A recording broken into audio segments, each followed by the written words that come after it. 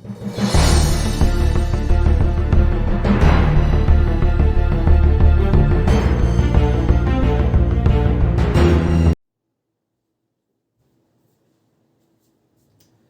friends, this side Harsh Bharadwaj, currently pursuing my BTech degree from NIT Warangal.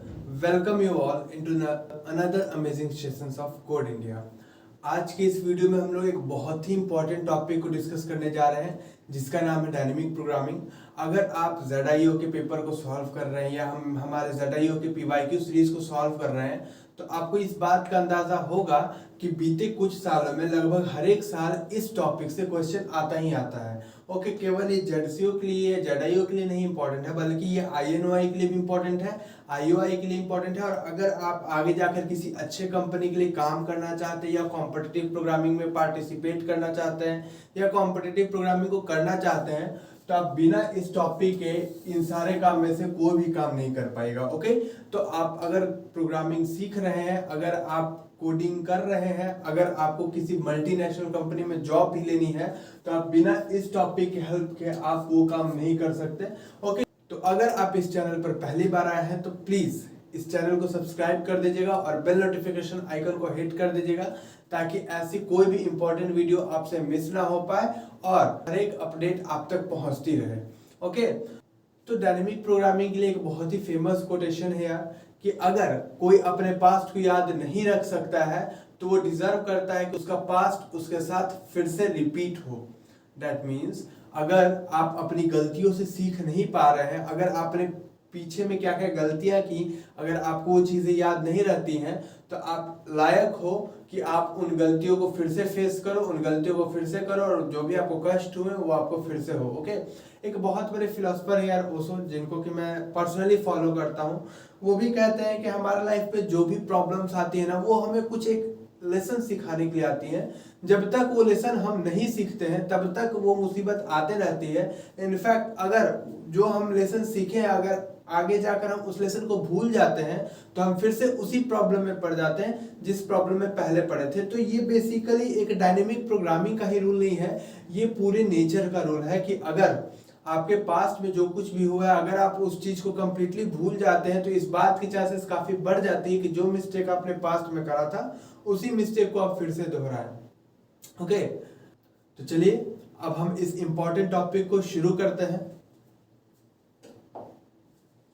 तो हमारा topic है dynamic programming. Okay, तो यहाँ पे पहला पॉइंट लिखा हुआ है कि ये जो कॉन्सेप्ट है वो यूज आता है ऑप्टिमाइजेशन प्रॉब्लम को सॉल्व करने के लिए। अब ऑप्टिमाइजेशन प्रॉब्लम क्या होता है, अगर आपने हमारे ZIO के PYQ सीरीज को फॉलो कर रखा है तो उसमें ग्रेडी एल्गोरिथम वाले क्वेश्चन में हमने काफी डिटेल में डिस्कस करा था कि ऑप्टिमल प्रॉब्लम्स क्या होते हैं। मतलब कि जिस भी क्वेश्चन में हमें मैक्सिमम नंबर ऑफ वेज पूछा जाए, मिनिमम नंबर ऑफ वेज पूछा जाए, लॉन्गेस्ट वे पूछा जाए, शॉर्टेस्ट वे पूछा जाए, मतलब कि कोई भी बात एक्सट्रीम पे जाके अगर हमसे पूछी जा रही है, किसी भी क्वेश्चन की अगर एक्सट्रीम वैल्यू या एक्सट्रीम पॉसिबिलिटीज को हमसे जानने की कोशिश की जा रही है तो हम उस तरीके के प्रॉब्लम को कहेंगे कि ये ऑप्टिमाइजेशन प्रॉब्लम है। ओके, और इस तरीके के प्रॉब्लम के लिए हम लोग डायनेमिक प्रोग्रामिंग यूज करते हैं। मैंने पहले के लेक्चर्स में डिस्कस भी कर रखा है कि सेम ऑप्टिमाइजेशन के प्रॉब्लम आप ग्रेडी एल्गोरिथम से भी सॉल्व कर सकते हैं, लेकिन उस वीडियो में हमने डिस्कस कर रखा है कि कई बार ऐसे क्वेश्चन आते हैं जिनमें अगर आप ग्रेडी एल्गोरिथम लगाते हैं तो या तो उसका सॉल्यूशन पॉसिबल ही नहीं होता है या तो उसका एग्जैक्ट सॉल्यूशन हम लोग को मिलता ही नहीं। जो हमारा एग्जैक्ट ऑप्टिमाइज्ड सॉल्यूशन हमको मिलना चाहिए वो सॉल्यूशन हमको मिल ही नहीं पाता है। अगर आप ZIO के PYQ को अभी तक एक्सेस नहीं कर पाए हैं तो ऊपर आई बटन पर आ रहे लिंक पर क्लिक कर आप उस प्लेलिस्ट को एक्सेस कर सकते हैं और उसमें ग्रेडी एल्गोरिथम्स के हमने एक क्वेश्चन कराए हैं, आप उस वीडियो को जाकर रेफर कर सकते हैं, उसका भी लिंक मैं डिस्क्रिप्शन में दे दूंगा। तो बेसिकली हम लोग ये कह सकते हैं कि अगर हमारे पास कोई ऑप्टिमाइजेशन के प्रॉब्लम है और उसका कोई ट्रू सॉल्यूशन एग्जिस्ट करता है तो उसका ट्रू सॉल्यूशन जो है वो डायनेमिक प्रोग्रामिंग से हमको इजीली मिल जाएगा।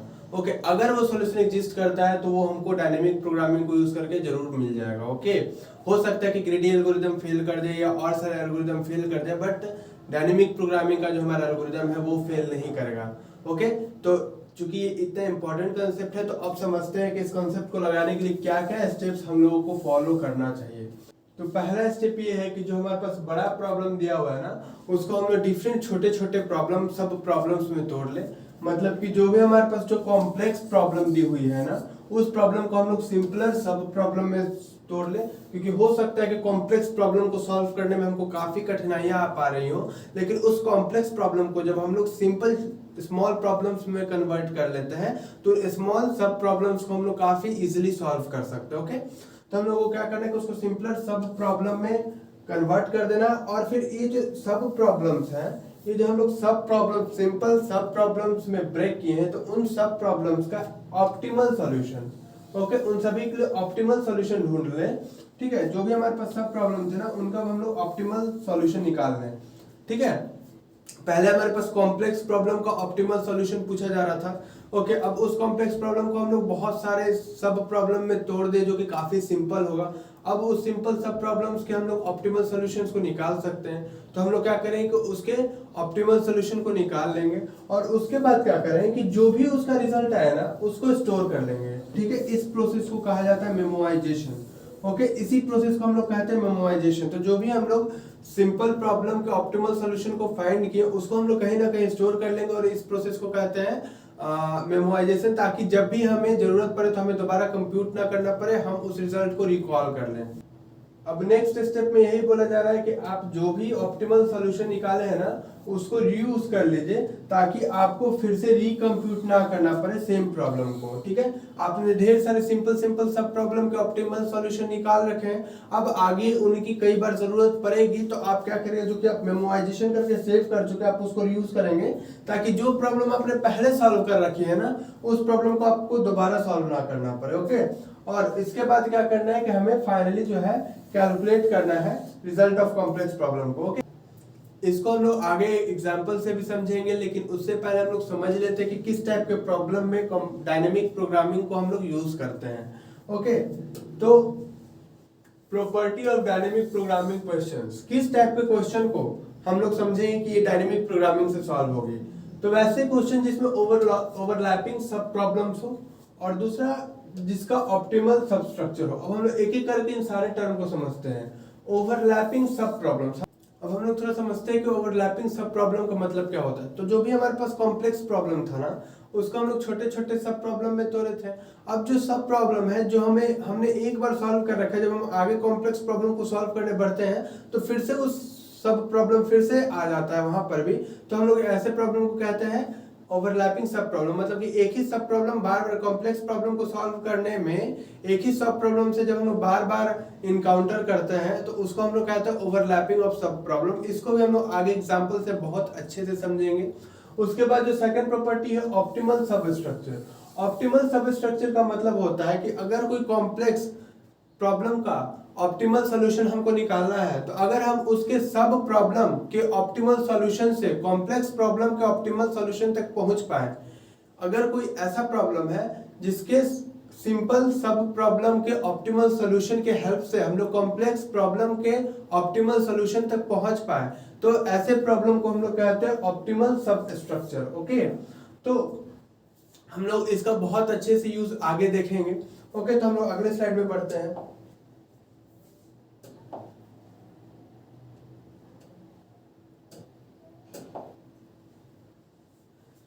जैसे कि सपोज दैट कि हमको काउंटिंग लिखनी है, हमको कंप्यूटर से काउंटिंग प्रिंट कराना है। ओके, तो हम लोग क्या करेंगे 1, ठीक है, उसके बाद 1 + 1 करेंगे तो 2 होगा, फिर 1 + 1 + 1 करेंगे तो 3 होगा, फिर 1 + 1 + 1 + 1 ऐसे 4 होगा, फिर ऐसे। तो बेसिकली एल्गोरिथम क्या होता है काउंटिंग नंबर प्रिंट करने का, कि 1 से शुरू करो और उसके बाद क्या करो कि जो भी संख्या है उसमें 1 जोड़ते जाओ। तो 1 में 1 जोड़ेंगे तो 2 आएगा, फिर 2 में 1 जोड़ेंगे तो 3 आएगा, फिर 3 में 1 जोड़ेंगे तो 4 आएगा, 4 में 1 जोड़ेंगे तो 5 आएगा, और इस तरीके से प्रिंट हो जाएगा। ठीक है, तो अगर कंप्यूटर को इसको तो अगर कंप्यूटर को बोला जाए कि आप काउंटिंग नंबर को प्रिंट करो, तो क्या करेगा, पहले 1 प्रिंट करेगा। ओके, उसके बाद वो क्या करेगा कि 1 + 1 करेगा, और जो भी आएगा उसको यहाँ पर प्रिंट करेगा। उसके बाद क्या करेगा 1 + 1 तो है, फिर इसमें 1 करेगा, मतलब कि ये जो था इसमें जो है वो 1 जोड़ा गया तो 3 आया, फिर 1 + 1 + 1 + 1 किया। ठीक है, तो अगर ध्यान से देखा जाए तो यहाँ पे 4 आ गया, यहाँ पे 3 आ गया, यहाँ पे 2 आ गया, यहाँ पे तो 1 है ही। ओके, तो एक तरीका तो ये हुआ, तो यहाँ पर हम लोग एक बार एडिशन किए, तो हम लोग यहाँ पर एक बार कंप्यूटेशन किए, यहाँ पर हम लोग 2 बार कंप्यूटेशन किए, यहाँ पर हम लोग 3 बार कंप्यूटेशन किए। लेकिन अगर हम लोग डायनेमिक प्रोग्रामिंग को यूज करते हैं तो यहाँ पे तो 1 था, यहाँ पे 2 हुआ। अभी 1 + 1 का वैल्यू 2 था, तो सीधे यहाँ पर हम लोग इस वैल्यू को यहाँ पर यूज करके 2 लिख लेते हैं और 2 + 1 करते तो 3 हो जाता। तो यहाँ पर जो हम लोग 2 बार कंप्यूट किए थे, वहां पर हम अगर इसको स्टोर कर लेते हैं, इसको अगर मेमोराइज कर देते हैं, तो हम लोग को यहाँ पर केवल एक बार ही कंप्यूट करना पड़ता। फिर यहाँ पर देखो तो अब 1 + 1 + 1 का वैल्यू 3, अब इसको भी हम याद कर लें, अब हम इसको भी याद कर ले, इस रिजल्ट को भी कहीं हम स्टोर कर लें। तो ये जो 1 + 1 + 1 है, इसके जगह पे हम बस 3 लिखेंगे और +1 करेंगे 4 आ जाएगा। तो क्या यहाँ पर जो हमें 3 बार कंप्यूट करना पड़ा, क्या वो हमारा एक बार में ही हो जाता ना काम? ओके, तो अगर हम लोग देख सकते हैं कि जब ये छोटा नंबर है तो हमें इतनी आसानी हो रही है। अगर सपोज दैट हमको प्रिंट कर ऐसे काउंटिंग करते करते 50 बार जाना है, तो हमें 50वें स्टेप में 50 बार कंप्यूट करना पड़ेगा। लेकिन अगर हम 49वें स्टेप के रिजल्ट को स्टोर कर ले, तो क्या 50वें स्टेप में जहां हमको पहले 50 बार कंप्यूट करना पड़ा था, वहां पर क्या हमको केवल एक बार कंप्यूट करना पड़ेगा। ओके, तो आप देख सकते हैं कि कितना आसान हो जाता है। तो अगर आप देखेंगे तो इससे टाइम कॉम्प्लेक्सिटी जो है वो काफी रिड्यूस हो जाएंगे, क्योंकि नंबर ऑफ कंप्यूटेशंस के नंबर्स जो है काफी हद तक डिक्रीज हो गए हैं। ओके, सो अगर हम लोग डायनेमिक प्रोग्रामिंग को यूज करते हैं तो टाइम कॉम्प्लेक्सिटी तो घटता ही है, हाँ स्पेस कॉम्प्लेक्सिटी बढ़ता है, बट वो थोड़ा बढ़ता है। बट डायनेमिक प्रोग्रामिंग की हेल्प से टाइम कॉम्प्लेक्सिटी बहुत हद तक रिड्यूस हो जाती है। इसके बाद हम लोग एक बहुत ही फेमस एग्जांपल देखेंगे, जिसको हम लोग कहते हैं फिबोनाची सीरीज। ओके, अगर हम लोग बात करते हैं फिबोनाची सीरीज की,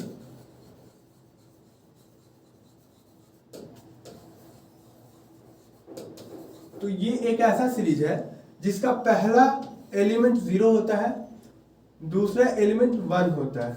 ओके, अब जो तीसरा एलिमेंट होगा ना, वो पहले 2 का सम होगा, तो 0 + 1 क्या होगा? 1 होगा।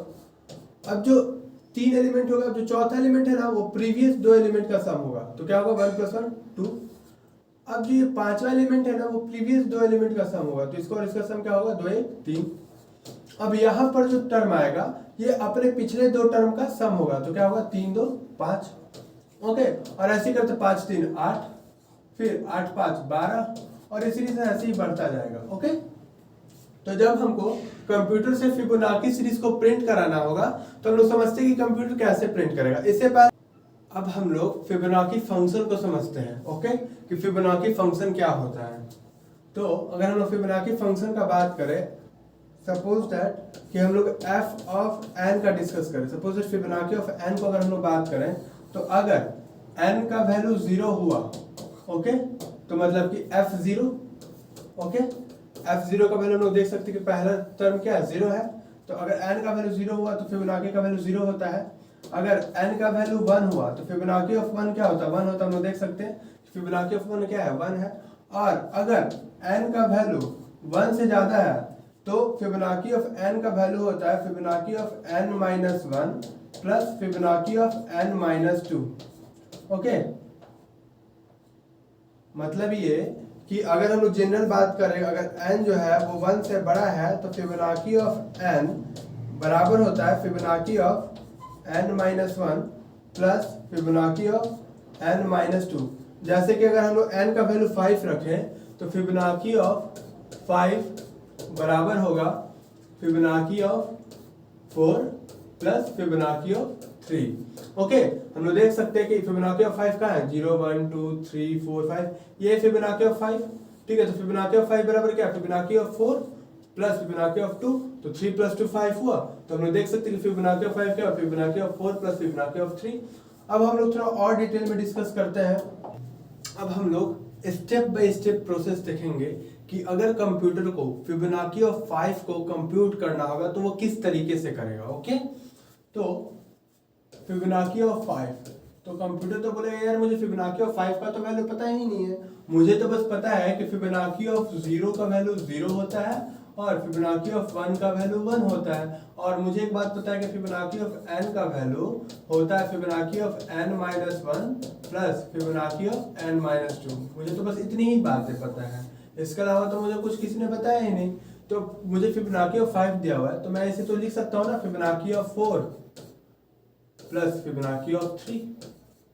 यहाँ तक तो कोई दिक्कत नहीं। फिबोनाची ऑफ 5 बराबर Fibonacci of 4 plus Fibonacci of 3 लिखा जा सकता है। अब फिबोनाची ऑफ 4 भी कंप्यूटर को नहीं पता होगा, तो क्या करेगा कि फिबोनाची ऑफ 3 को कंप्यूट करेगा, फिर फिबोनाची ऑफ 2 को कंप्यूट करेगा, और फिर जो भी रिजल्ट आएगा उन दोनों को जोड़ देगा। ओके, तो अब फिबोनाची ऑफ 3 भी कंप्यूटर को नहीं पता है, तो ये हो जाए फिबोनाची ऑफ 2 और फिबोनाची ऑफ 1। अब फिबोनाची ऑफ 2 भी कंप्यूटर को नहीं पता है, क्योंकि फिबोनाची ऑफ 0 और 1 की वैल्यू पता है। बात करें तो Fibonacci of 2 Fibonacci of 1 plus Fibonacci of 1 Fibonacci of 0। Okay, 2 3 4 5 6 7 8 9 10 11 12। तो अगर हम लोग देखें कि कंप्यूटर को अगर फिबोनाची ऑफ 5 को कैलकुलेट करना है, तो उसे फिबोनाची फंक्शन को पूरे 15 बार कॉल करने पर, आप गिन सकते हो 1 2 3 4 5 6 7 8 9 10 11 12 13 14 15। ओके, आप लोग इसको काउंट कर सकते हो कि अगर कंप्यूटर को फिबोनाची ऑफ 5 को कंप्यूट करना होगा तो उसे फिबोनाची फंक्शन को 15 बार कंप्यूट करना होगा। अब हर एक बार कंप्यूट करने में कुछ ना कुछ तो टाइम लगेगा, तो उसे 15 बार कंप्यूट करने में और भी टाइम लगेगा, तो मतलब इसकी टाइम कॉम्प्लेक्सिटी काफी हो गई। क्यों? क्योंकि हमें फिबोनाची अगर 5 को कैलकुलेट करना है तो मुझे 15 बार इस फंक्शन को कॉल करके इस फंक्शन को कंप्यूट करना पड़ रहा है। तो अगर हम लोग को डायनेमिक प्रोग्रामिंग आता, अगर हम लोग कंप्यूटर को डायनेमिक प्रोग्रामिंग सिखा दे तो वो कैसे कंप्यूट करेगा? ठीक है, इस तरीके से ट्री तो बना लेगा, लेकिन उसे पता है कि फिबोनाची ऑफ 1, उसे पता है कि फिबोनाची ऑफ 1 की वैल्यू जो है वो 1 होती है, और फिबोनाची ऑफ 0 की वैल्यू 0 होती है। क्यों? क्योंकि इसे पहले बता दी गई है। ओके, तो अब इन दोनों को जब हम लोग प्लस करेंगे तो फिबोनाची ऑफ 2 मिलेगा। ठीक है, तो फिबोनाची ऑफ 2 क्या हुआ? फिबोनाची ऑफ 2 का वैल्यू क्या हो गया? 0 प्लस 1 1 हो गया। फिबोनाची ऑफ 2 का वैल्यू 1 हो गया। अब इस वैल्यू 1 को हम लोग क्या करते हैं? स्टोर कर लेते हैं कि फिबोनाची ऑफ 2 बराबर 1 होता है। इस बात को हम लोग स्टोर कर लिए। ओके, अब उसके बाद हम लोग क्या करेंगे? फिबोनाची ऑफ 2, अब फिबोनाची ऑफ 3 हमको निकालना है। ठीक है, तो फिबोनाची ऑफ 3 क्या होता है? Fibonacci of 2 plus Fibonacci of 1। Fibonacci of 1 होता है और फिबोनाची ऑफ 2 भी 1 होता है, तो ये भी 1 और ये भी 1, तो 1 प्लस 1 2 हो गया। तो फिबोनाची ऑफ 3 का वैल्यू क्या हो गया? 2 हो गया। इस बात को भी हम स्टोर कर लेंगे कि फिबोनाची ऑफ 3 का वैल्यू जो है वो कितना होता है? 2 होता है। अब हमें फिबोनाची ऑफ 4 को कैलकुलेट करना है। ठीक है, फिबोनाची ऑफ 3 बराबर 2 होता है, फिबोनाची ऑफ 2 बराबर क्या होता है? हमें पता है फिबोनाची ऑफ 2 बराबर तो 1 होता है, तो ये हो गया 1 और ये हो गया 2, तो 2 प्लस 1 3, तो फिबोनाची ऑफ 4 बराबर क्या होता है? 3 होता है। इस बात को भी हम स्टोर कर लेंगे। ठीक है, फिबोनाची ऑफ 4 बराबर 3 होता है। ठीक है, अब फिबोनाची ऑफ 4 हमें पता है कि 3 होता है वैल्यू। अब हमें फिबोनाची ऑफ 5 को कंप्यूट करना है, तो हम लोग क्या करेंगे? Fibonacci of 4 plus Fibonacci of 3, तो फिबोनाची ऑफ 3 की वैल्यू होती है 2 और फिबोनाची ऑफ 4 की वैल्यू होती है 3, तो 2 प्लस 3 5, तो फिबोनाची ऑफ 5 का वैल्यू क्या हो गया? 5 हो गया, और हम लोग इतना इजीली निकाल लिए। तो कंप्यूटर को अगर ये हम मेमोराइजेशन स्टेप को यूज करते हैं, अगर हम इस मेमोराइजेशन स्टेप को यूज करते हैं तो कंप्यूटर को कितनी बार कंप्यूट करना पड़ा? देखो, तो कंप्यूटर को कितनी बार कंप्यूट करना पड़ा अगर हम निकालें तो 1 2 3 4 5 और 6 बार ही कंप्यूटर को कंप्यूट करना पड़ा। क्यों? क्योंकि अब यहाँ पर जब भी f1 की वैल्यू की जरूरत हुई तो हमें यहाँ पे f1 याद करने की जरूरत नहीं थी, हमें कंप्यूट करने की जरूरत नहीं था, वो वहां दिया हुआ था। ठीक है, यहाँ पर f0 फिर से नहीं कंप्यूट करना पड़ा, f1 कंप्यूट नहीं करना पड़ा, f2 को कंप्यूट नहीं करना पड़ा। ओके, यहाँ पर भी f1 को कंप्यूट नहीं करना पड़ा, यहाँ पर भी f0 कंप्यूट नहीं करना पड़ा, f2 को नहीं कंप्यूट करना पड़ा क्योंकि पहले से हम लोग एक बार कंप्यूट कर चुके हैं। यहाँ पर भी f1 को कंप्यूट नहीं करना पड़ा, यहाँ पर भी f3 को कंप्यूट नहीं करना पड़ा। तो आप लोग देखें कि अगर हम लोग मेमोराइजेशन टेक्निक को यूज करते हैं तो कितने कम कंप्यूटेशन, जहां हमको 15 कंप्यूटेशन करने थे वहां पर केवल हमने 5 या 6 कंप्यूटेशन करा और हमारा क्वेश्चन सॉल्व हो गया। यही नहीं, अगर हम लोग फिबोनाची ऑफ 6 को कंप्यूट करते ना तो हमें 25 बार इस फंक्शन को कंप्यूट करना पड़ता। ओके, अगर हम लोग फिबोनाची ऑफ 10 को अगर कॉल करते ना, अगर हम लोग फिबोनाची ऑफ 10 को कॉल करते ना तो हमें 177 टाइम्स फिबोनाची फंक्शन को कॉल करना पड़ता। ओके, और अगर हम लोग ऐसे करते करते फिबोनाची ऑफ 20 को कंप्यूट करते ना, अगर आपको मन है तो आप करके देख सकते हो, 21,000 अप्रॉक्स 21,000 के करीब 21,000 बार हमें फिबोनाची फंक्शन को कंप्यूट करना पड़ेगा।